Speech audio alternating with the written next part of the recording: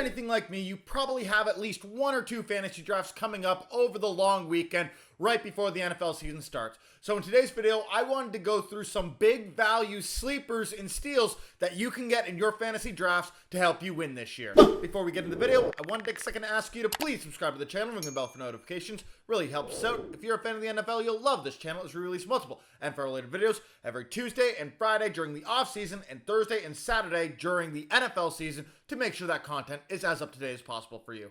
But that's it for the shill. Now, back to the video. So just a quick heads up, all the points and rankings that you're going to see on screen coming up are based on half-point PPR leagues. Just putting that out there so you're not confused as to where they're coming from. So we're going to start with our first player, Rashee Rice. Now, Rashee Rice isn't that big of a steal. Everybody knows who Rashee Rice is. But thanks to some of his off-season shenanigans, Rashee Rice plummeted down draft boards, with everyone expecting significant suspensions, being anywhere from 6 games to half the season to even the entire season of 2024. This caused Rashee Rice to absolutely plummet into the 80s, 90s, and even 100s for any of you who might have drafted earlier on in the offseason. But as we've gotten further on in the NFL offseason, people have started to realize that Rashee Rice might not even be suspended in 2024, which right now looks like the most likely outcome for Rice, given he's still into the proceedings of his criminal and personal charges. And that means that the NFL isn't going to hand out any suspensions until that has been cleared up. This has resulted in Rashee Rice absolutely skyrocketing up draft boards. As of the time of this filming, which is on the 29th of August, Rashee Rice is all the way up to the 54th ranked fantasy asset, going in 4th and 5th rounds in most leagues. But that, I think, is still a little low for Rashee Rice. He's still coming in as the wide receiver 28, but if you look at his 2023 stats, he was the wide receiver 27 on the year, and in week 5 and beyond, he was the wide receiver 17 on the year. This guy was an absolute stud for a Chiefs team, and let's not forget, the Kansas City Chiefs were pretty brutal to watch offensively in 2023. Far and away the worst season we've seen in the Andy Reid, Patrick Mahomes era for an offense in Kansas City. Travis Kelce was not very effective during the regular season. And remember, he's going to be turning 35 years old this season. Rashee Rice is a physical, big-bodied receiver who can absolutely take those Travis Kelce targets as he begins to vacate him due to himself aging. Yes, I know Travis Kelce was great in the playoffs last year, but it's probably just that Travis Kelce doesn't have as much in the tank as he used to, so I'm not expecting a big regular season from him, and Rashee Rice could absolutely take over in that role, while guys like Hollywood Brown and Xavier Worthy fill the vacated Tyreek Hill role from a couple years back when the Chiefs' offense was one of the most dominant in the NFL. I don't think Rashee Rice has as much value as he did when he was picked in the 80s, 90s, and 100s, but as I said, at wide receiver 28, basically a wide receiver 3 for your team, that's an absolute steal on who likely is the #1 receiver for the best quarterback in the National Football League. You're never going to get that value in basically any other fantasy season, so why not take a shot on Rashee Rice in the 4th or 5th rounds of your draft?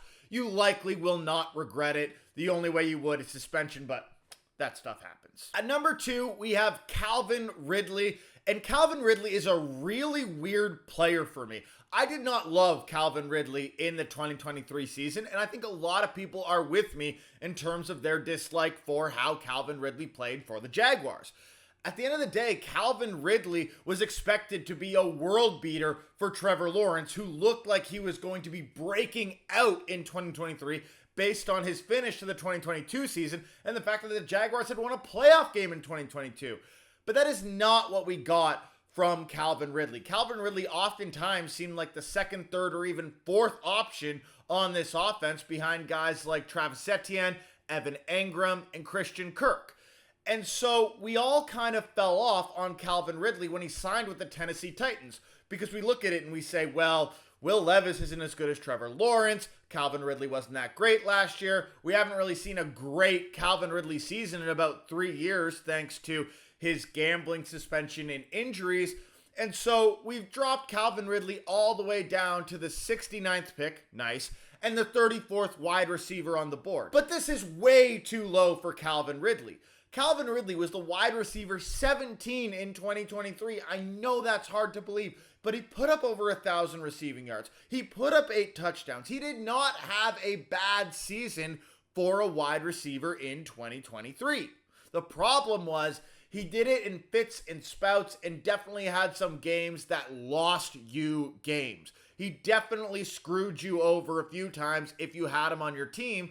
And when he was really effective towards the end of the season, you probably weren't in fantasy playoffs to reap those benefits because he didn't show up early enough in the season. That being said, as we talked about before, Calvin Ridley was competing for a lot of targets in a team that just was not as offensively impactful as we thought they could be in 2023. However, in 2024, at least to start the season, Calvin Ridley is the target for the Tennessee Titans. DeAndre Hopkins is going to miss the start of the season, and who else is going to be taking targets from Calvin Ridley? You have Tony Pollard and Tajay Spears in the backfield, and who are the other receivers? I don't even really know for the Tennessee Titans. Will Levis is going to be gunslinging the ball. They picked an offensive lineman to give him more time in the pocket in the top 10 of the 2024 NFL draft, and they paid Calvin Ridley a lot of money. Again, I'm not saying I would draft Calvin Ridley as the wide receiver 17 like where he finished in 2023. And I especially wouldn't draft him as the wide receiver 12 where he finished if you only take weeks 5 through 18 of the 2023 NFL season.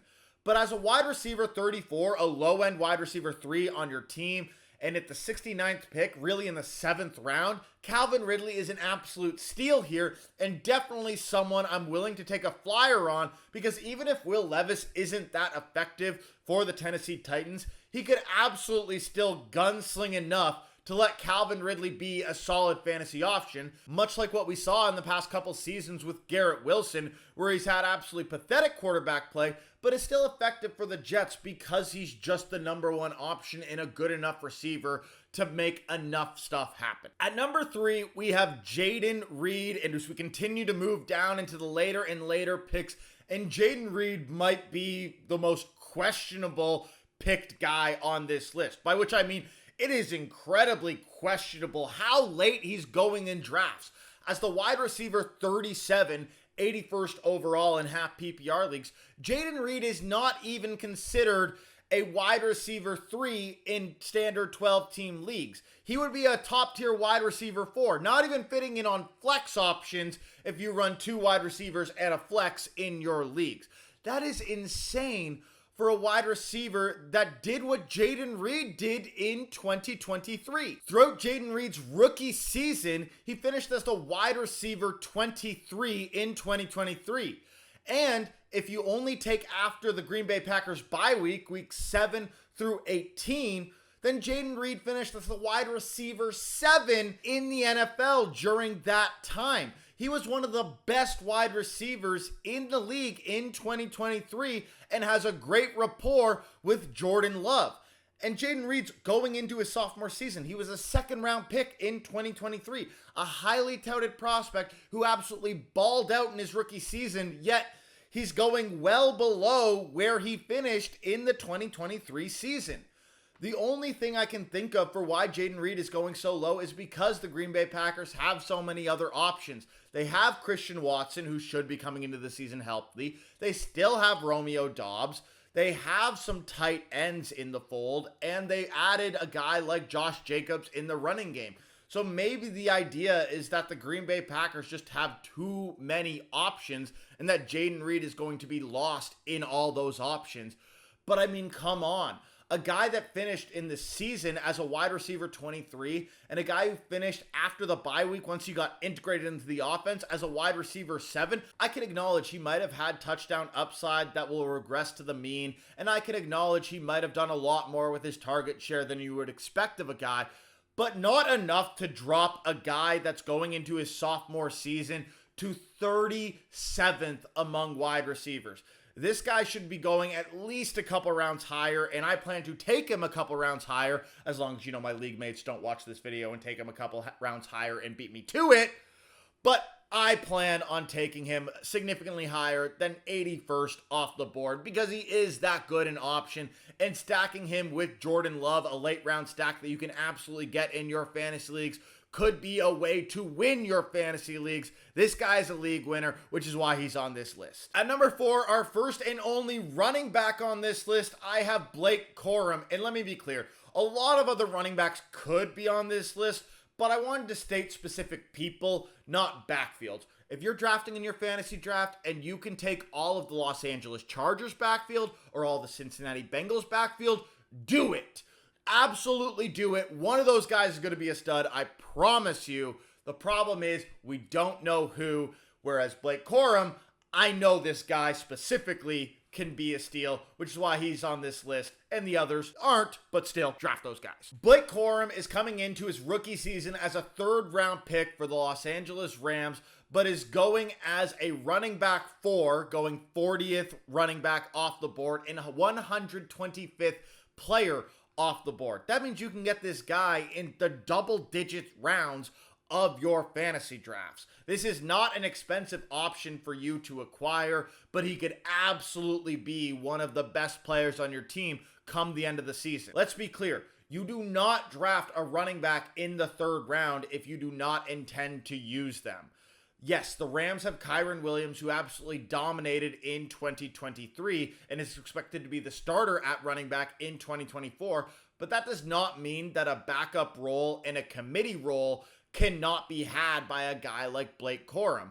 And if Kyren Williams gets injured or things happen to him, especially now that he's been named the punt returner for the Rams, where a lot more injuries can occur, then Blake Corum could absolutely come in and be one of the best running backs in the league.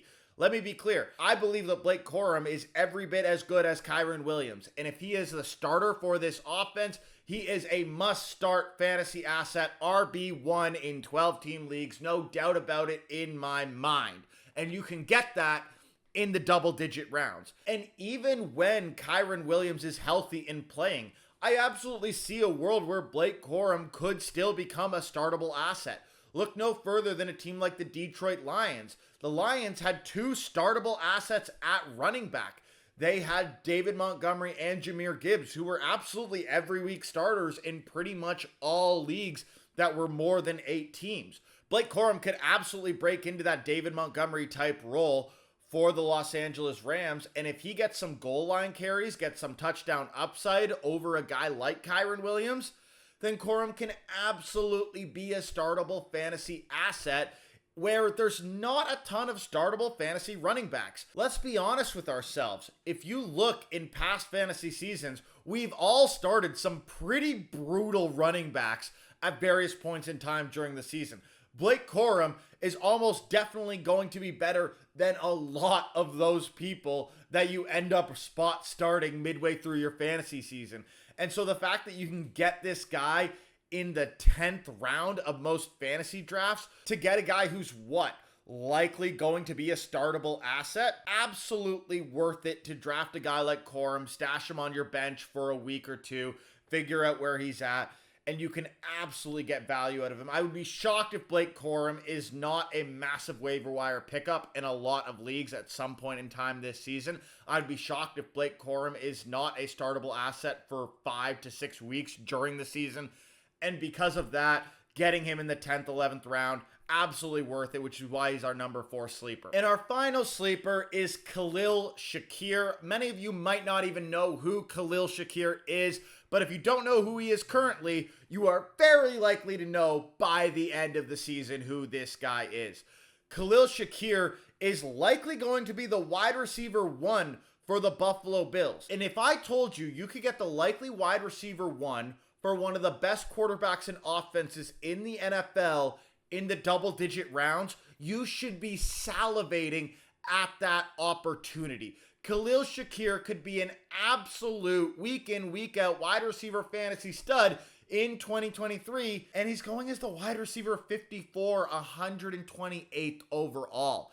That is insane potential value if this guy works out. And so you might ask, who is this guy? Why is he going so late in drafts? He only put up 93.6 fantasy points in 2023. Why should I go after this guy? And here's the reason. Last year, he was on the Buffalo Bills, but he was the wide receiver 3 in this team. They still had Stephon Diggs, who, yes, was not very effective in the second half of last season. but he was still the number one target option. They still had Gabe Davis, who was still the deep threat option in this offense. And they had guys like Dawson Knox and Dalton Kincaid and James Cook and started running the ball more. This year, they still have Cook, they still have Kincaid, they still have Knox, but Gabe Davis and Stephon Diggs are gone. That is wide receiver 1 and 2 from this team gone. The wide receiver 1 for the Buffalo Bills is going to be either Khalil Shakir or Keon Coleman's second-round pick for the Buffalo Bills in the 2024 draft. The only reason I have Shakir here instead of Coleman is because of Coleman's high draft stock in 2024 and the fact that most people then equate him to being the wide receiver 1 just because they know his draft stock and they don't know who Shakir is. What makes Shakir so interesting is how his role adapted as the season went on. He was obviously a guy who didn't get much play early on in the season, but once Stephon Diggs started to fall off a little bit, Khalil Shakir really started to get a lot more targets and opportunities. Yes, his targets were nothing crazy, but in the playoffs against the Kansas City Chiefs in the divisional round, he had 9 targets and a touchdown. He had 3, 4, and 6 targets in the final 3 games of the regular season, which was a vast improvement over where he was. And now that so many targets are being vacated from Gabe Davis and Stephon Diggs, Khalil Shakir could absolutely be a guy who's getting 5 to 10 targets a game, playing the former Stephon Diggs role, as he's a guy with a very similar build to Stephon Diggs. And so if you told me that you have a guy that you could get in the double-digit rounds who has even a 25% chance of being what Stephon Diggs was for the Bills offense, that is a 100% let me draft that guy, no doubt about it. And that's what Khalil Shakir is. I'm not saying he's likely to become Stephon Diggs. I'm not saying he's going to be the number 1 option because, again, you still do have Keon Coleman and Dalton Kincaid and Dawson Knox and James Cook, and we really don't know how this wide receiver room is going to break out. But the fact that Khalil Shakir does have a path to being the number 1 option on one of the best offenses with one of the best quarterbacks in football should be enough to tell you to use a flyer on him in double-digit rounds, because who the heck else are you drafting at this point in time in a draft? Draft a guy with upside. That's Khalil Shakir, and that is why he's on this list as number 5 on our sleeper list. But that's it for my top 5 best sleeper options in fantasy. I tried to do lower tier guys that would either be undrafted or bench guys for the most part in a lot of leagues. But remember, all of these guys could absolutely become starters by the end of the year and win you your fantasy seasons. If you can even get a couple of these guys, you are well on your way to winning your fantasy chips and winning the draft. I promise you that. Either way, we'll be back on Tuesday with our final video before we switch to our Thursday and Saturday release schedule. Remember, if you like this video, leave a like and comment below. Help us out, help us grow. I'll see you all next time. Peace!